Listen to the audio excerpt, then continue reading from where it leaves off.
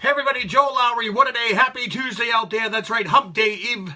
I'll tell you, tomorrow's hump day can't come quick enough. The weekend long gone and a lot of action going on today. Newsworthy wise, as I'm coming on the air, the FBI Director James Comey was just fired by Donald Trump. I don't know where to begin, but I always begin where I like, and that's with the sports. Celtics, who started out this past weekend up 2 games to none, went to Washington, and all hell broke loose after that. They're now limping home. Going to host the Wizards tomorrow night in Game 5. The series is now tied 2 games apiece. They lost on Friday and Sunday, and I tell you, Game 5 tomorrow night, the TD Garden can't come quick enough. Hopefully some home cooking for the Celtics there. Well, the Red Sox, they did take 2 out of 3 over Minnesota over the weekend, and they are Milwaukee starting tonight for 3 games. Bad news on the pitching front. Knuckleballer Stephen Wright, that's right, out for the rest of the year, the rest of the season, having undergone left knee surgery. That's right, he had to repair some cartilage. Dr. Riley Williams III over at the hospital in New York City did the surgery. He'll be back in plenty of time for the 2018 season. Meanwhile, the Red Sox brought up right-handed pitcher Brandon Workman. He'll fill in on the roster spot. No word yet on who will fill in on the actual rotation.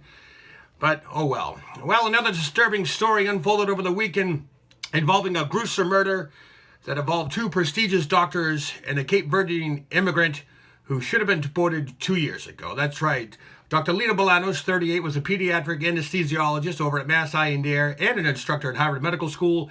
Dr. Richard Field, who was 49, also an anesthesiologist. He worked at North Shore Pain Management. Both were slated to be married, were found dead in their South Boston home with their throats sliced over the weekend. The immigrant, who I will remain nameless simply because I don't want to recognize this sick person, he's responsible for the murder, was arraigned yesterday bedside in his hospital. As for the DA, they're digging deep into this as to why this happened. But what I can tell you is this: it should never have happened in the first place. This guy, who is well known, who did this horrific act, was well known by authorities, as well as the Department of Homeland Security and local and state police. And why was he out? I don't know. Because this immigrant who was on a green card status decided that it would be a great way, a great career in starting a bank robbing business. And he wasn't so successful at that because not only did he rob a bank in June of 2016, he walked into a Citizens Bank brandishing a weapon, demanded $5,000 or he'll shoot everybody. And in fear of being harmed, the teller handed over a little over $200 in a dye pack, and later on he got arrested. And that's when they figured out this is the same guy that they were looking for back in 2014.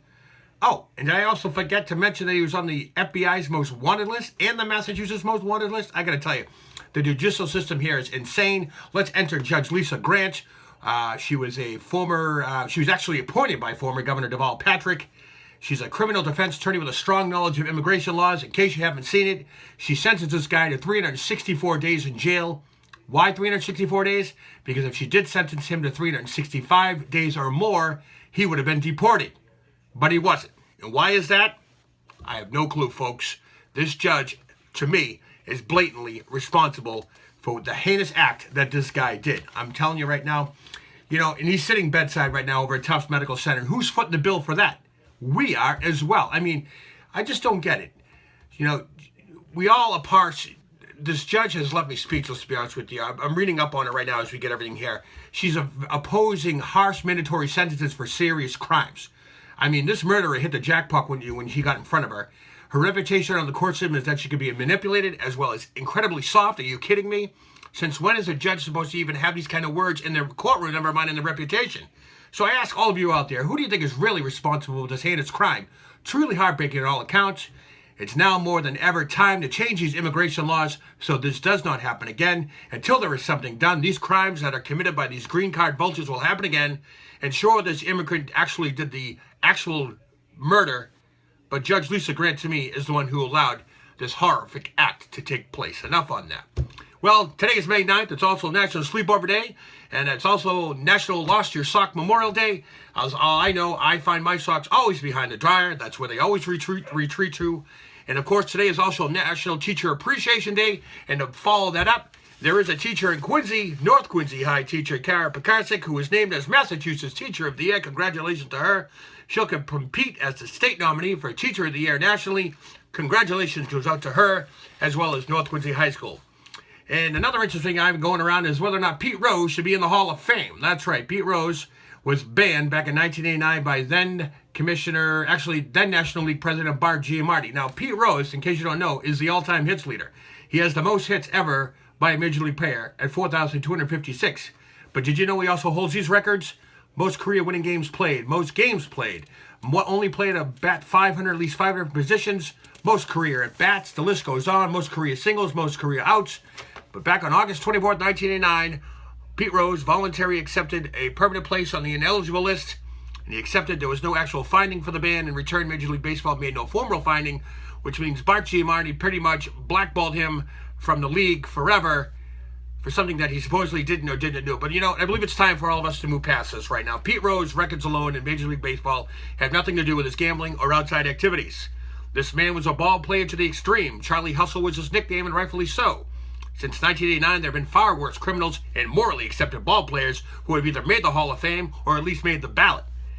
But you know what's going to happen right now? The Baseball Writers Association, most of them weren't even in high school or junior high at the time. They need to switch some voting around. They need to switch the wording around. Pete Rose's eligibility status needs to be changed. I also believe it's time for Pete Rose to issue an apology to his fans as well as Major League Baseball so we can get on to celebrating one of baseball's most productive ball players. The hitman Pete Rose needs to take his rightful place in Cooperstown. And in case you didn't hear it today, Aaron Hernandez is a free man.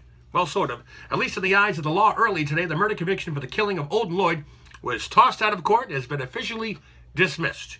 And in case you're wondering where the dismissal goes back to an old law that declares any person who is convicted of a murder, before their appeal is heard, their case is automatically dismissed. That's right. It took Hernandez's lawyers less than an hour for them to be heard, and it took less time for the judge to make the ruling. No doubt all eyes will be on the New England Patriots now, whether or not they were relinquished the up to $5 million signing bonus that Hernandez was entitled for before his arrest in 2013. As a story surfaced last week, one of the letters Aaron wrote to his fiancée was noted as saying, "You're rich. This may soon come into play if and when the victim's family of Olden Lloyd decides to sue in civil court." And I personally want to thank all of my subscribers who have so far subscribed to my YouTube What a Day show. There's a whole bunch of you out there. I'm trying to get to 1,000 people. I know we can do it. We are on the brink of something huge here, something bigger than you can imagine. I also want to hear from all of you. I want you to tell me what you want to hear. I want you to tell me when you want to hear it. How am I doing for all this? I'm here to entertain you guys. I'm here to tell you, teach you, guide you, and hopefully inform you as well as entertain you. So that's it for me. Tomorrow's hump day. You know I'll be back with you. I'm Joe Lowry. What a day.